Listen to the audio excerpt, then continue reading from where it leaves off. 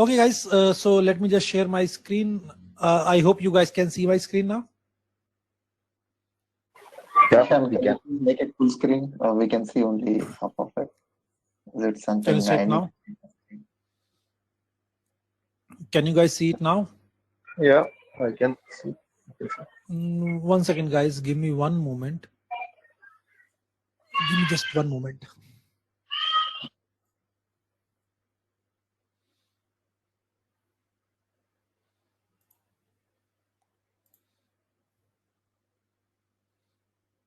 Okay. Let me just reshare my screen.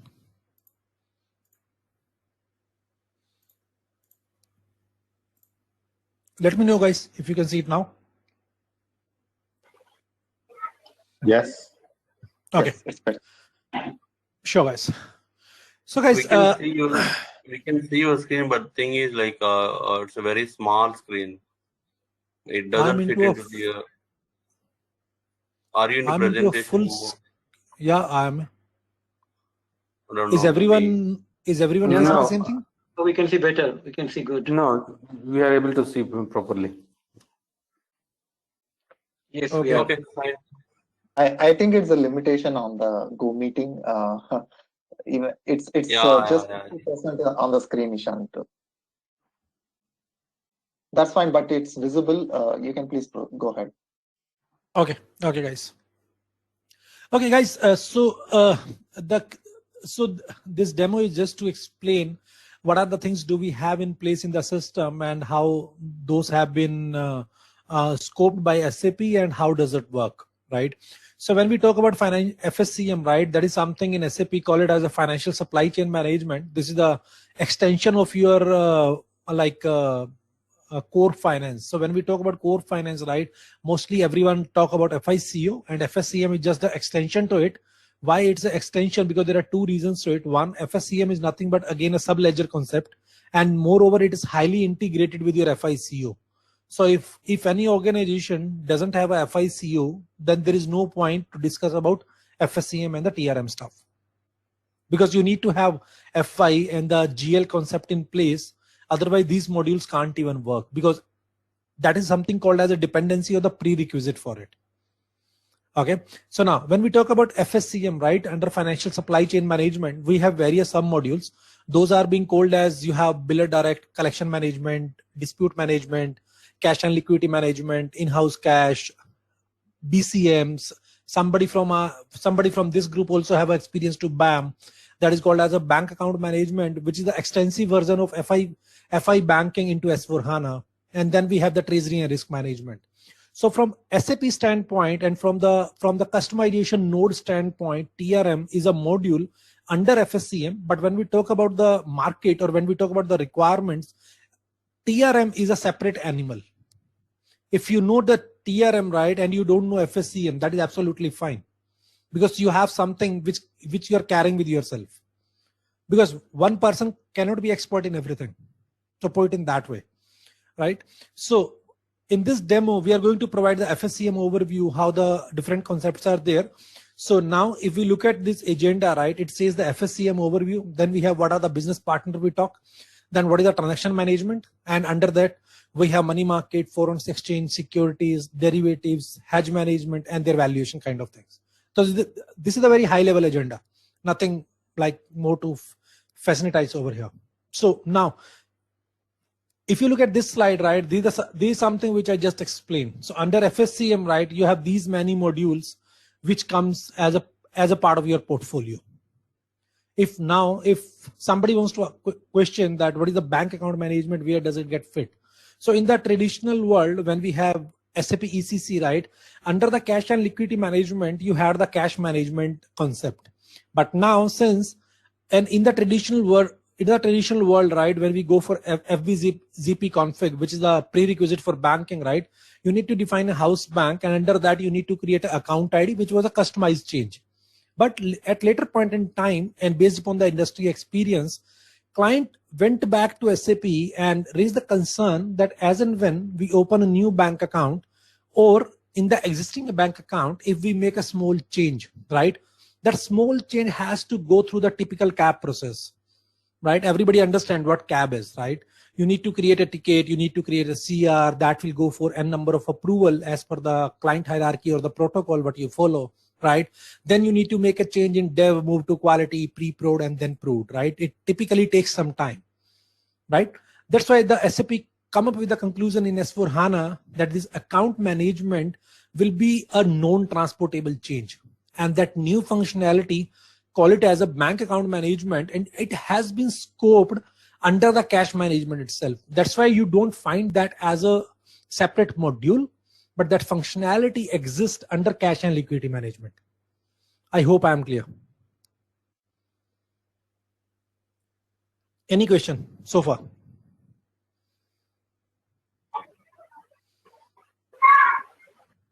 Oh.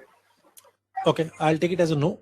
So now when we talk about the collection management and the credit management, right? Credit management is something which helps you to prevent your credit risk, which is something you can control as per your organization. So we can assign a separate limit, right, to our different customers, and we want to deal in such a fashion that our business with the particular customer should not cross that particular threshold limit, right? In the traditional world, we had a FD32, which was a part of FI, where we assign one of the limit to the customer, and then later we monitor them into the same screen, how much is being consumed, how much is being left, right? But later, business realized that your AR, right, which is your account receivable, and the credit department works differently. They are two different departments, right? How does your credit department get to know that there is a sales order which you tried to create today, but because your limit has been breached, so we need to put a block on it. Delivery should not get happen, right? That's why FSCM credit management came into the picture, where we aligned or centralized these two departments at a single place. So what happens in this, when you try to create a sales order and limit is already being breached, you will get a warning message that boss. So why I'm saying warning message, because you cannot put an error, because sales order is nothing but a revenue source for your organization. You can block the sales order, but you cannot tell your system that if the limit is being breached, I don't want to business with you. That is not something what business works for, right? So you will still create a sales order, but what system will do, immediately system will block the sales order. When it has a status as a block, your delivery department won't be able to make a delivery against that sales order. So in that case, what will happen? It will go to your credit team. Your credit team will review that why the limit is being breached, what are the reason for this. They will reach out to the customer. They will ask the customer to clear some of the earlier payments. So you will have a bandwidth available. After that only you will do the delivery.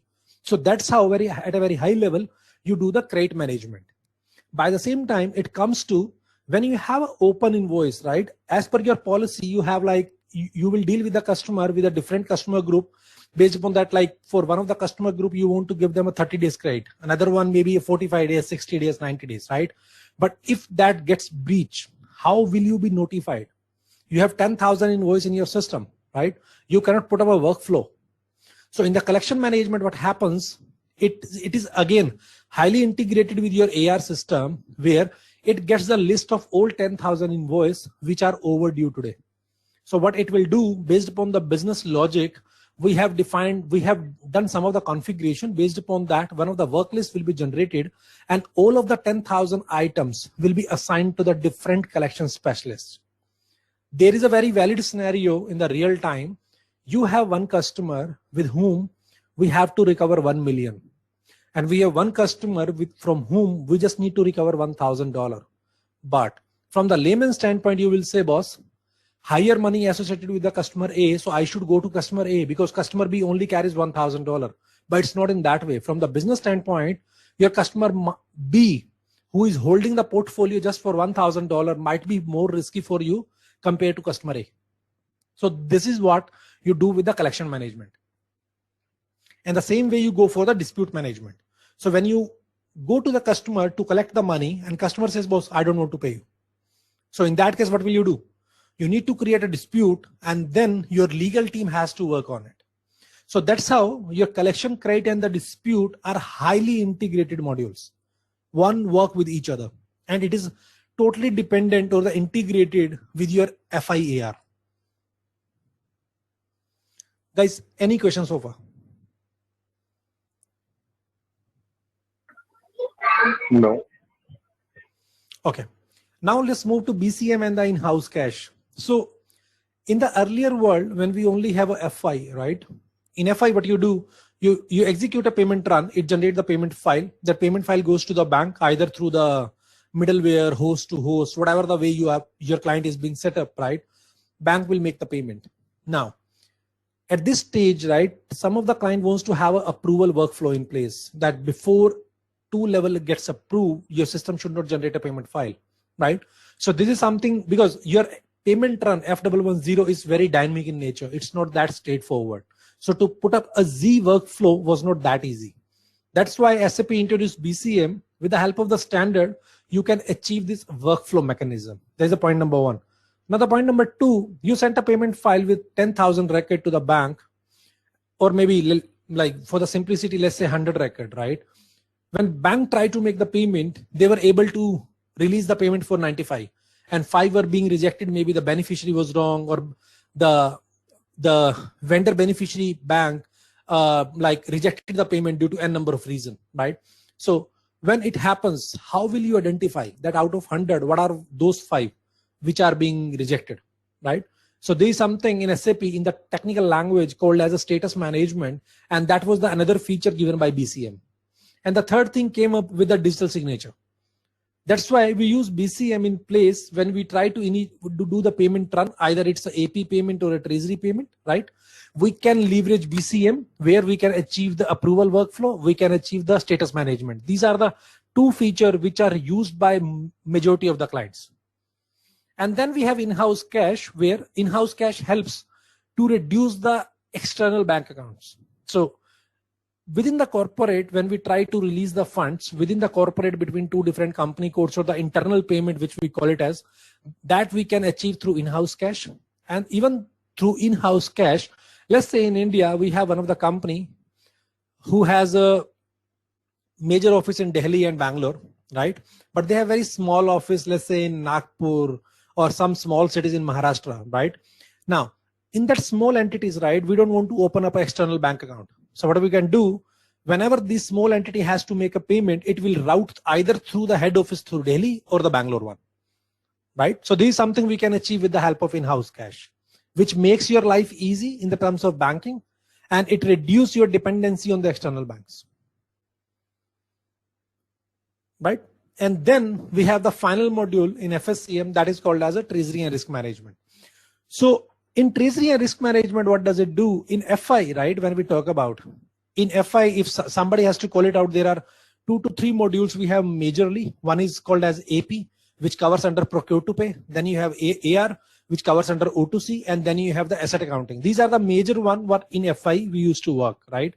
But as in corporate, right, when you are doing the business with like lakhs of customer, lakhs of vendor, right, and you have a profit, right? What company does? Company has to take an investment decision. At some point in time, they need to go into the market and invest the money into the, let's say you need to issue a bond, you need to issue a shares, or by the same time, if you need the funds, you need to borrow the funds from the market. For that, either you are taking a loan, or if you have the surplus cash, you are doing a fixed term deposit with the banks. By the same time, you are giving a guarantee. By the same time, you have a letter of credit. And in India, if some of the corporates are working the international business and they need to repay something in the USD dollar, you need to get into the FX contract where you need to buy USD and sell INR, right? So you have a different financial instrument. So the same thing what we do with our trading account on a daily basis, right? But that is something at the individual level what we do. But as a corporate, when you are investing the money into the different financial instrument, which are huge in the terms of numbers, right? When you issue a bond, it will not be a kind of a lakh or a 2 lakh, right? It will go as a like 50 crore, 100 crore kind of thing, right? You cannot manage those portfolio when your entire organization is running on ERP system, right? So when you think about the TRM, what does it do? It's again a sub-ledger concept, but that is highly integrated with your financial accounting, because when you capture this financial instrument, let's say you have taken a loan or you have given a loan, right? How will you do the accounting? Accounting has to sit in your financial accounting, where you will supply them the GL account. where the actual accounting will happen, and the data will also get pulled up for your group reporting. Then only your finance manager or your CFOs can see the entire portfolio as a finance, that what is my portfolio on the TRM side looks like, and what investment decision do I need to take. Am I in a position to do some hedging in the market, or am I in a position to invest more money into the market? How do I prevent my risk? So these are the financial decisions what CFO or your treasury director takes by looking at the portfolio of your TRM. Guys, any questions so far on anything? Ishan, Rupam here. Yep. I just want to understand, are we going to cover this bank communication management and in-house cash also in this training? Yeah, BCM we are going to cover, and the in-house cash we are going to cover from the process standpoint, and what are the different customization do we require in the system. But if you ask me, are we going to put up the system in place? Very hard, because I don't know whether you're aware or not. In-house cache is something which as a standard product does not fulfill the requirement for any of the client. Okay. So you have, what you have to do, in-house cache is one of the module which needs n number of configuration. But it is just my suggestion. You all guys are experienced, right? When somebody has to make a career into SAP, either it's a fresher or we need to venture out new modules, right? Our focus should be to understand how the business process works and how the end user transaction works. Configuration is something which is quite easy, which you can do at any point in time. Yeah. But until and unless you connect the dot about the business process by learn the configuration, you are not going to achieve anything. Yeah. Yep. But yes, we are going to cover how IFC works and how BCM works. Yeah. Okay. There's one more question. Sorry. It's a new, this cash flow management is not listed in this list which you are showing us right now. Are we going to cover that part also? Yes, we'll cover that.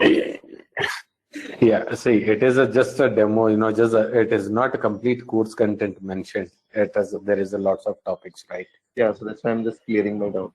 Yeah, thank you. No, it is already there, which I have shared with you on the email. Yeah. Okay. Thank you. In addition to that, are you going to accommodate commodity management also? No, we are not going to cover CTRM.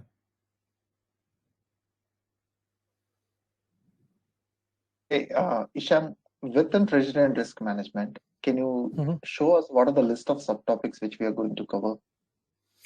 We are going to cover money market, FX, securities, and a portion of risk analyzer from the theoretical or from the process standpoint, how the different kind of models are being given and how do we use MRA and the CRA. Okay. But your main focus should be on the major focus, right? Try to understand, guys. See, TRM is a different animal altogether, right? It's not a based upon the invoice, what we used to learn in AP and AR. Okay. So when we talk about money market, right? In money market itself, you have at least 7 to 8 financial instrument, and each and every financial instrument is different in nature. To understand the design takes time. So look at from the industry standpoint, look at from, like, if I look at myself, right? When I started my career, I just started learning only money market, and it took me, guys, 4 to 6 months. See, by learning one product in 2 to 3 session or maybe a 10 session is quite easy. But when you actually started working on it, you will understand the granularity level. How does it work? And if you look at from the global client, right? 90% US clients, right, only have FX and portion of securities, nothing beyond it. And to implement that itself takes huge time.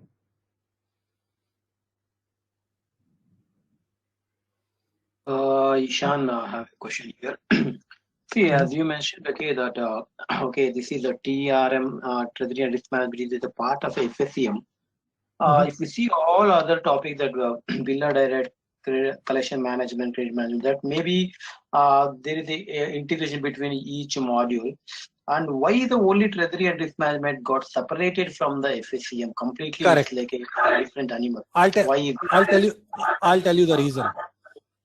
let's say you are working on FI, right? You have a complete knowledge about how order to cash works, right? You understand, you from your sales order you get the invoice, from the invoice you get the payment, and you clear of the invoice, right? You have a very good grip on O2C. Now somebody asks you, boss, I just want to prevent my credit risk. So like to the customer, you assign one of the limit and try to monitor it. For that, the base and the pillar is still same, right? What is the invoice and everything? So your OTC is the base for it. You just need to take a delta from there, right? So you understand how credit and collection works. But when it comes to TRM, right, none of your knowledge about the P2P or the OTC works, nothing.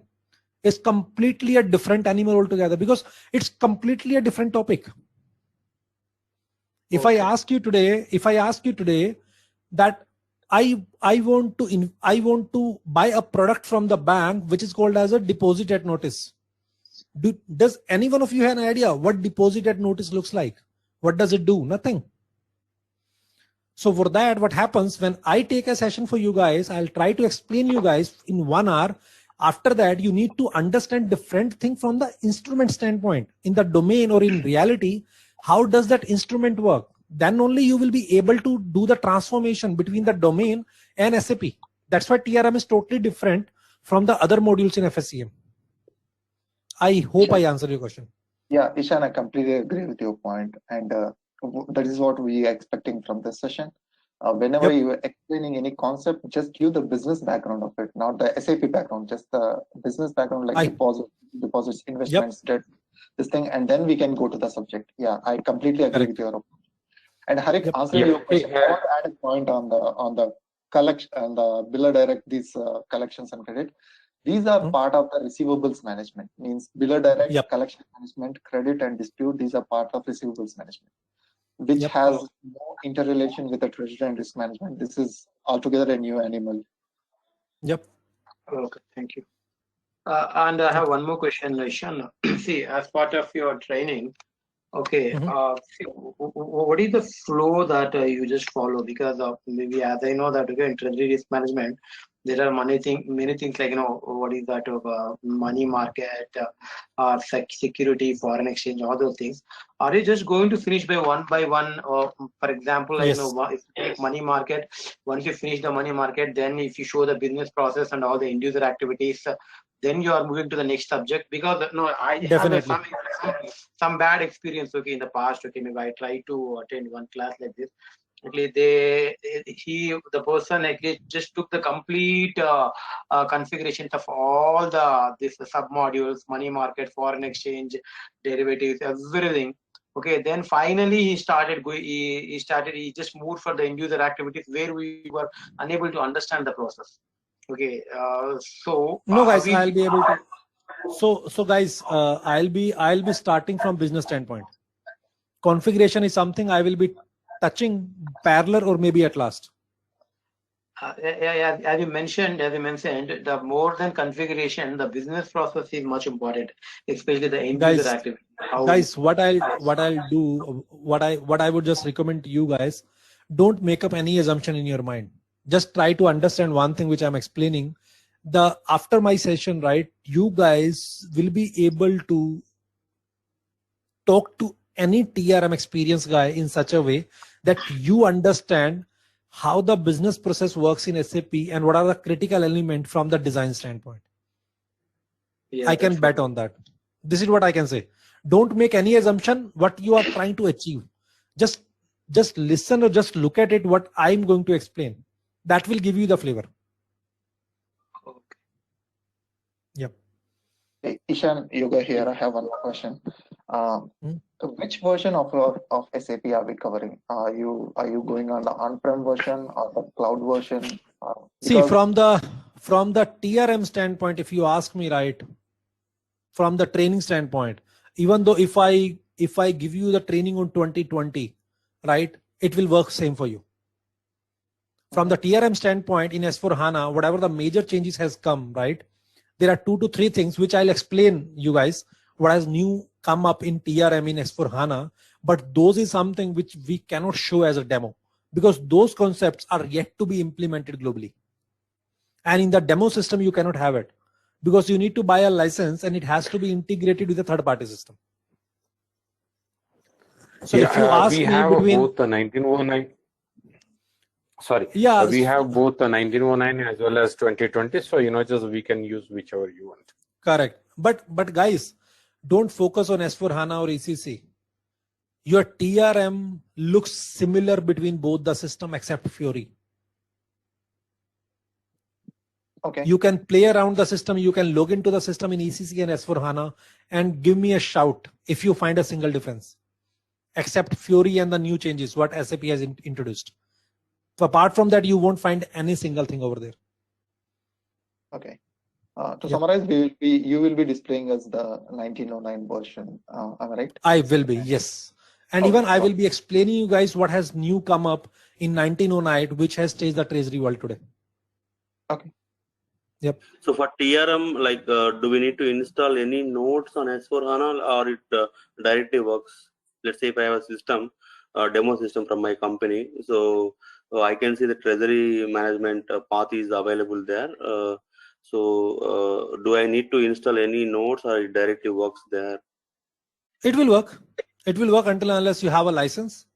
But yes, if you want to see how the Fiori looks like and all, for that you might need to activate certain things and work with the Fiori guy. Mm-hmm. So otherwise, it's like a regular FI and CO, it works, right? Yep. Okay. But in TRM, you will not have some configuration which you might need to enable. Mm-hmm. But otherwise, it will work. 10% effort you need to put, 90% would be there with the standard. Okay, fine. Yep.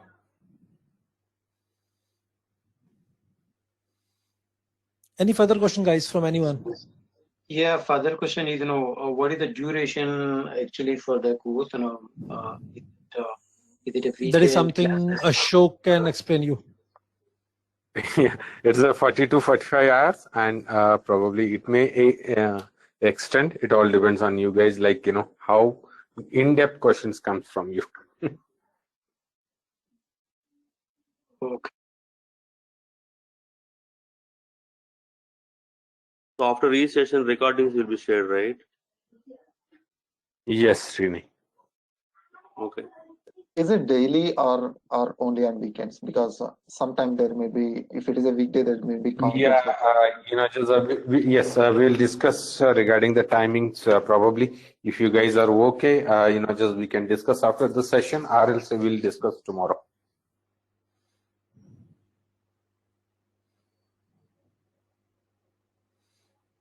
Okay. Yeah, Ishani, you can go ahead. Okay. So guys, look at this screen, right? This screen tells how the S4HANA treasury has been changed in few of the things, right? So the first thing, cash and liquidity management, right? As I said, the bank account management, right, which totally changed, and SAP made it as a non-transportable. This is the first element. And then the another element which came, so the cash management, right, in the traditional world, what we used to do, we used to like execute the report. Everybody would have heard the name FF7A and FF7B, right? Those were the two reports which were giving the cash flow or the liquidity management data, but those data were never be helpful for the business. So they always used to have the BI report in a place to do the cash accounting. But now in S4HANA, that the complete cash management architecture has been changed. So the new report has been introduced as a cash flow analyzer, which has a different architecture altogether. So earlier, cash management used to pull the data from the different modules. That was AP, AR, asset accounting, you have CO, you have TRM, or the logistics. But now, with the complete architecture is being changed, cash management only picks up the data from one exposure table. And that one exposure table has its own design. How the one record move from one status to another, at what point in time, what data need to showcase on the dashboard, and what data need to suppress. Everything is being taken care by the single table now. So in a single line, if I have to say, in the traditional world, when we used to implement cash management, there was no concept of data migration. But now with the help of S4HANA, if you are let's say you have a running system today S4HANA and you want to implement the S4HANA cache management, you need to do the data migration. And the data migration in the today's world is really important. Otherwise, on your report, nothing will be shown. So this is what from the cash and the liquidity standpoint. Now, if we come to the point number 2, when it talk about the payment, right? We already have talked about the in-house cash, BCM, monitoring, and the approval part. I'll tell you something which has come new in S4HANA. So the S4HANA has come up with the 2 new concepts. One is called as a APM, that is called as Advanced Payment Management, and the other thing is called as a multi-bank connectivity.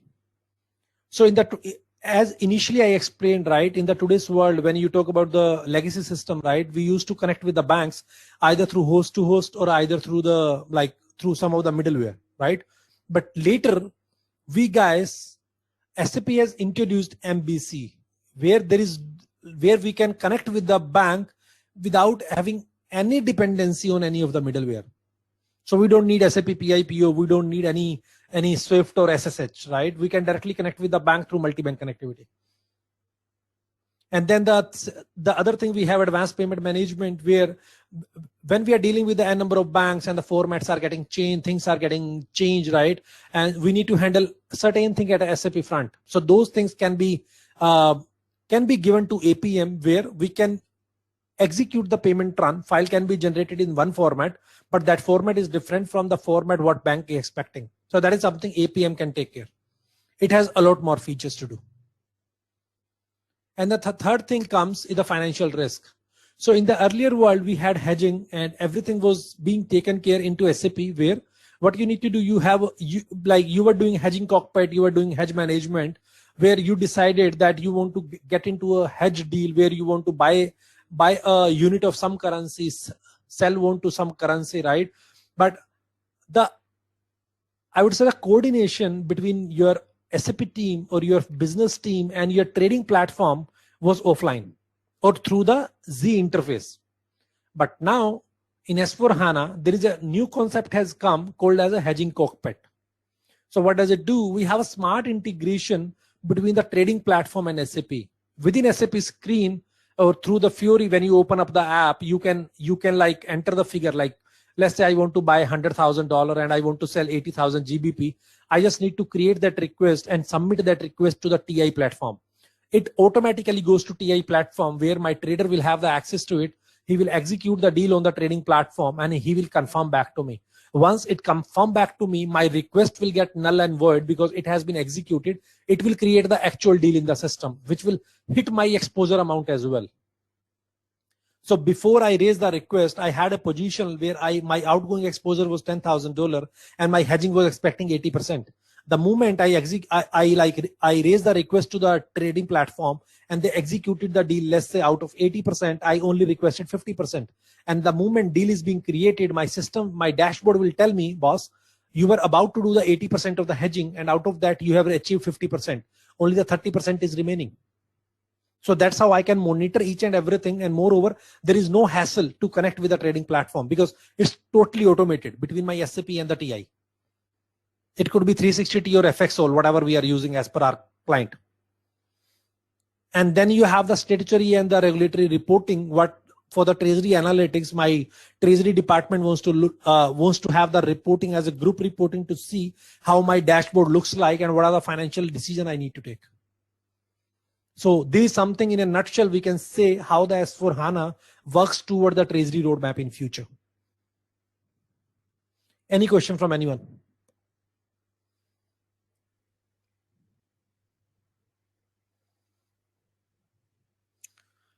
Okay, I'll take it as a no. Hi, Ishan Rupamya, sorry. Sometimes it's a little bit fast sometimes. So, okay. Few things, sorry, like financial risk. No, it's that's fine. That's fine. Out of no, it is just the demo to showcase how many features do we have. But definitely in the subsequent session, we are going to get the deep dive into each and every object. Yeah, sure. Thank you. Yeah. So this is again in a nutshell, we can say SAP TRM, where under the treasury and risk management, we can see we have transaction manager, we have exposure management, hedging, CRA, and the MRA kind of thing. Then again, on the payment side, we have the payment operation, workflow, signature, and everything. This is nothing but the recap of what we have explained so far. There is nothing new in this slide. And then this is the slide we have where we talk about the TRM, which is here you can see on the top, like on the first half of the portion, right? You can see your TRM system, which is called as a TMS, Treasury Management System, is highly integrated with your accounting department, with your IT department, with your financial markets. When we say markets, it's a trading platform, and you have the banks. And in the second half of the portion, you can see it is also highly integrated with your FI and the cash management piece. Only one point I forgot to explain in between. In O2C and P2P, your base are the customer and the vendors. But when you talk about treasury and risk management, you deal with the business partner only. You don't deal with customer or vendor. A vendor or a customer could be a business partner as well, but you need to have the business partner to do the dealing in TRM. In the today's world, when we talk about 1909 and 2020, customer and the vendor concept does not even exist. For each and everything, you have a BP. There is a change in the process how you create a BP now. So let's say I want one vendor to be created for my P2P process.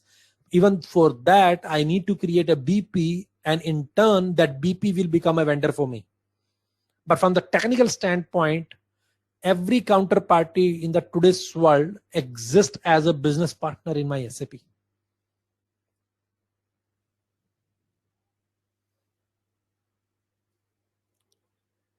Any question, guys, from anyone?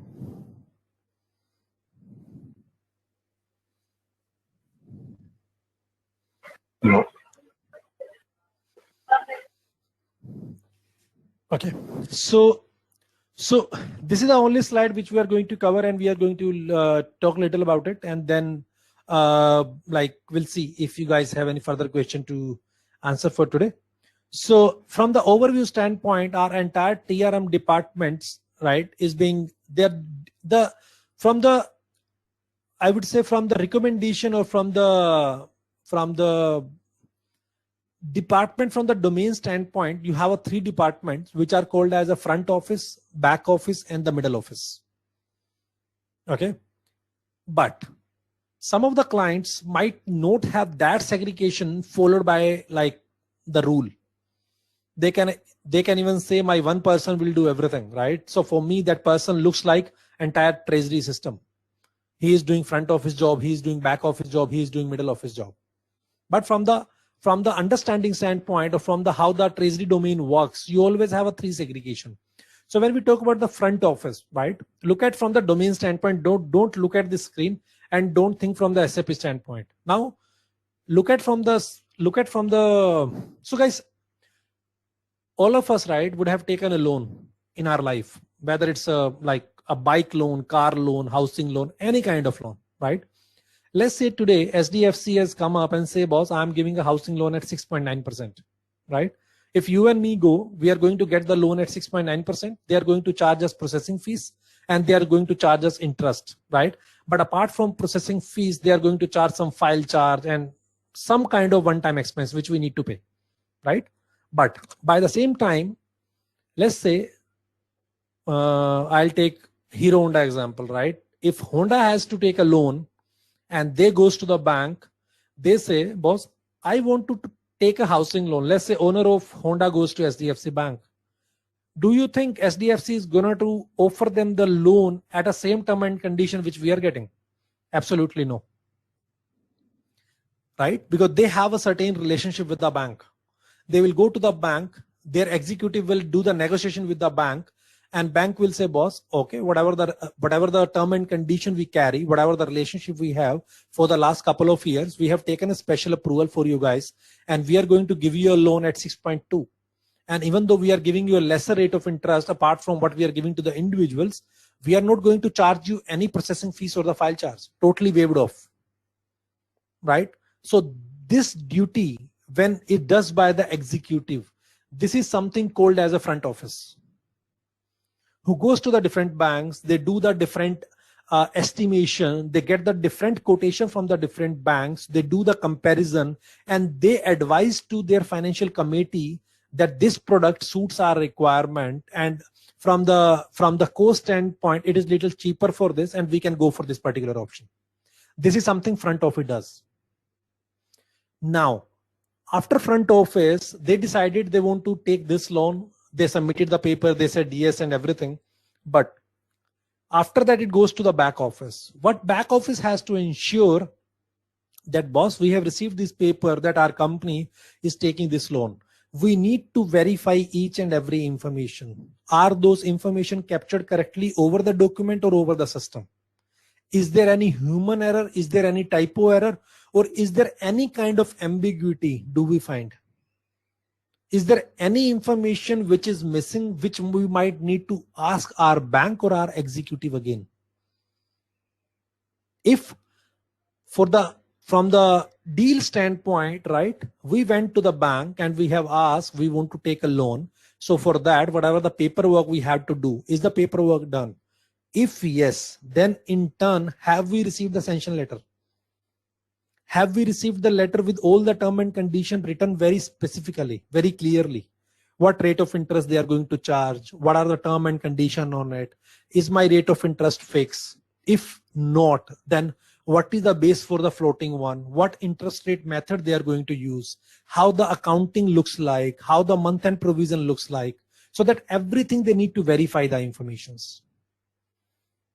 After back office has done their work, it will go back to the middle office. What middle office has to ensure that if my interest payments are due every quarter, then my accounting and my payment has to be in sync.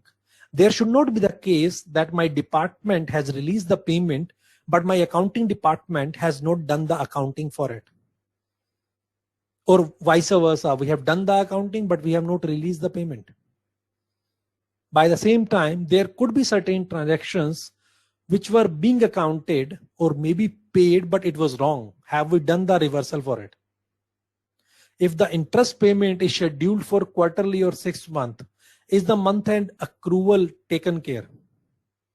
If some of the transactions are getting accrued today, right, or I would say mature by this month-end, is the valuation on track?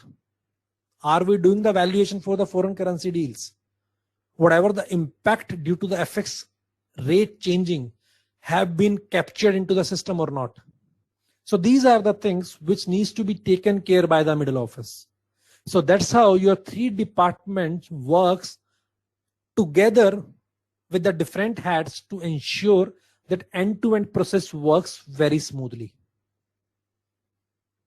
Guys, any question on this slide?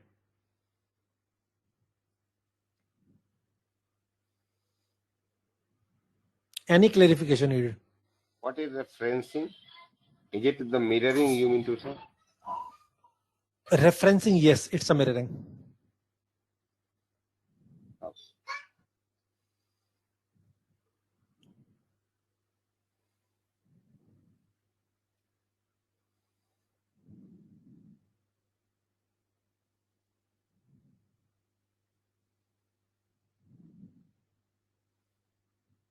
Guys, any question? This is the end for the demo. From understanding standpoint, maybe if anybody wants to clarify anything, just ask me. So Ishan, this last slide is, we are just talking about the departments of treasury. Mm-hmm. What all 3 departments of treasury are there. Mm-hmm. This slide is all about that only, right? Correct. And this trading, This is all about that, and this is also capture each and every activity what our treasury I would say treasury domain does or treasury department does, irrespective how their department is being set up. If you go for, let's say, I'll give you example of Apple, right? Apple is the biggest client, but if you go to Apple, right, they don't have these 3 departments. They have front office separate and back office and the middle office are being merged into a single one. So one person is doing both the jobs. So like that, for each and every client, your department setup could be different. Okay. But you need to understand how the department works.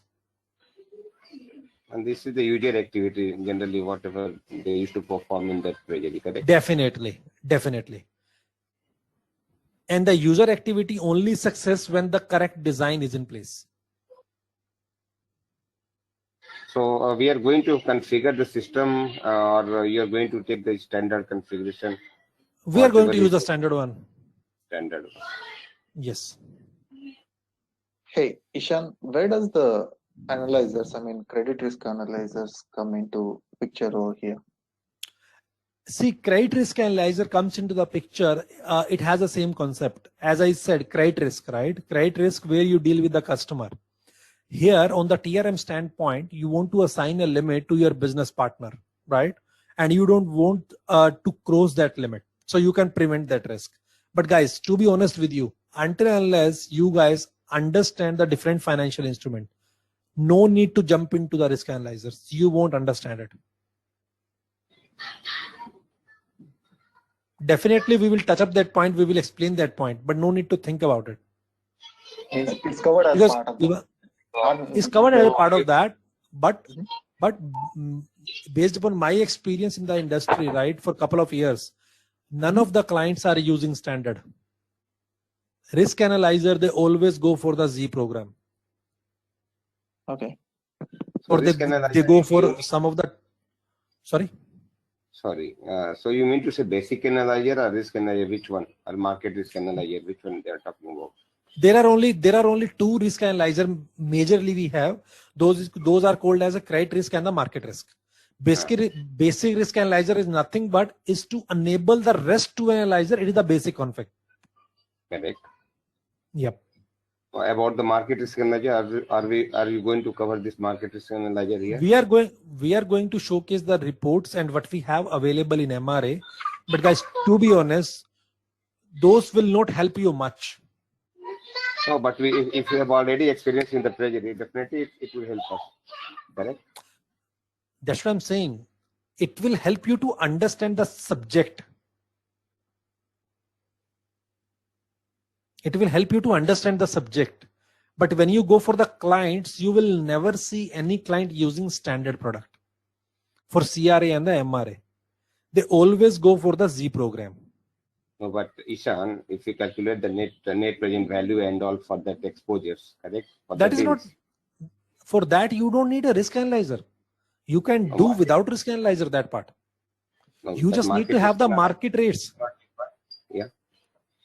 See, No, the calculation and the formula which we require to put, like whatever the n plus m equal to, those I mean to say. So whatever the formula generally we apply.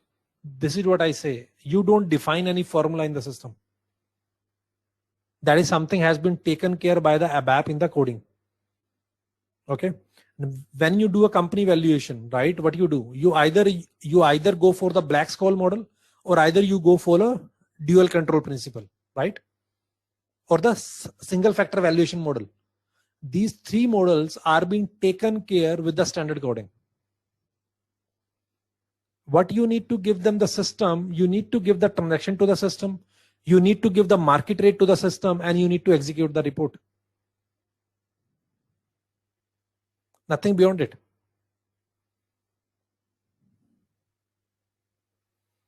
I'm not able to recall, but yeah, I'm not able to recall, but definitely, yeah, I did last quite 4 years back. Okay.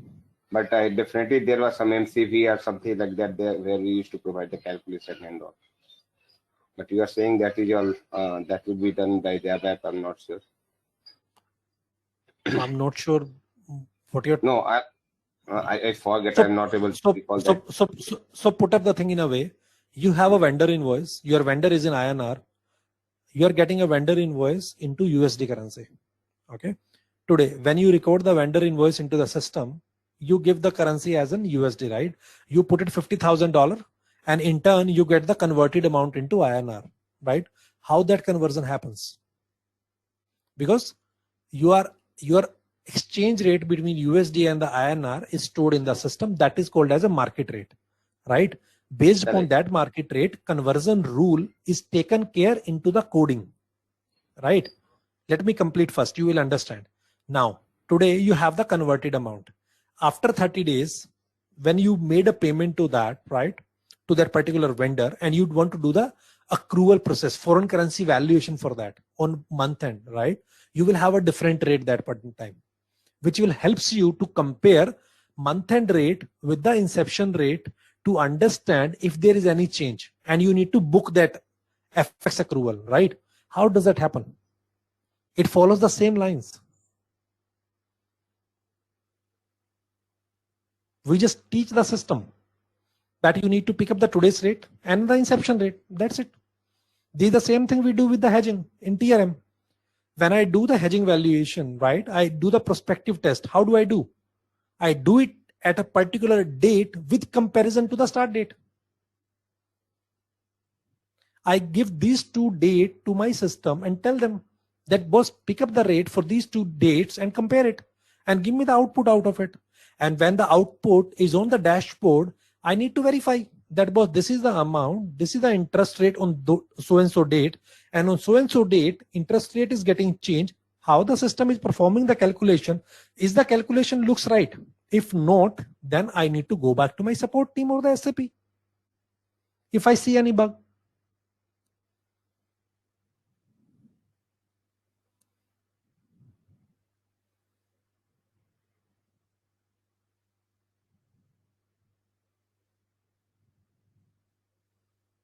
Any comment, guys? So do we use this in what market risk manager in that this one hedging? Because there is some key code which we execute to check whether the hedging is appearing in red or the green, whether that is the valid or it's expired, something like that. Do we use that market THMEX in that? THMEX, yeah. For your information, in 1909 in S4 HANA, THMEX we are no more using. It's a traditional world. So there are, it was valid in ECC. Yes. So, as you told, like there you will not able to see many changes from the ECC to S4, correct? But there are, but by the same time I said in S4, whatever the changes has been come, I'll be explaining those, and hedging is one out of them, because the old transaction code has become obsolete. Okay. Yeah. Okay.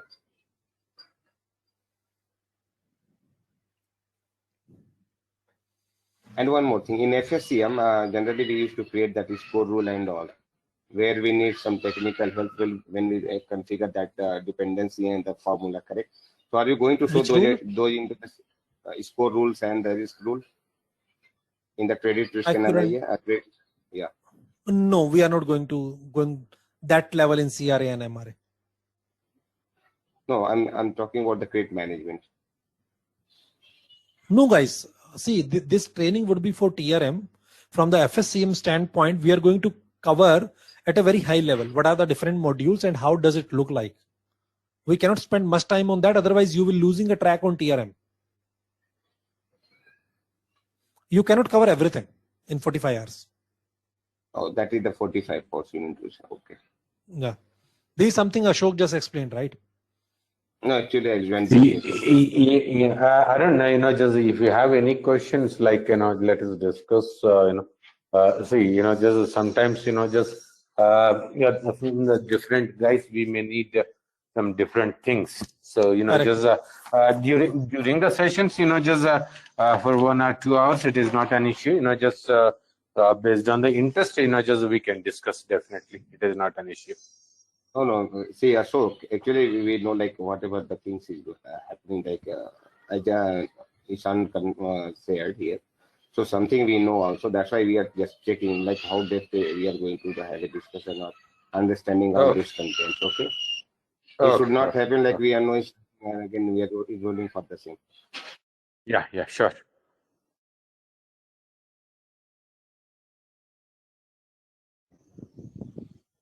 Yeah, guys, any questions? Not from my side. Thank you, Ishan. Yeah, thank you. Thank you, guys. Thanks for joining the session. Thank you. Yeah, thank you, Ishan. Thank you. Thank you very much. Yeah. Yes. Thank you, Have a sir. good day.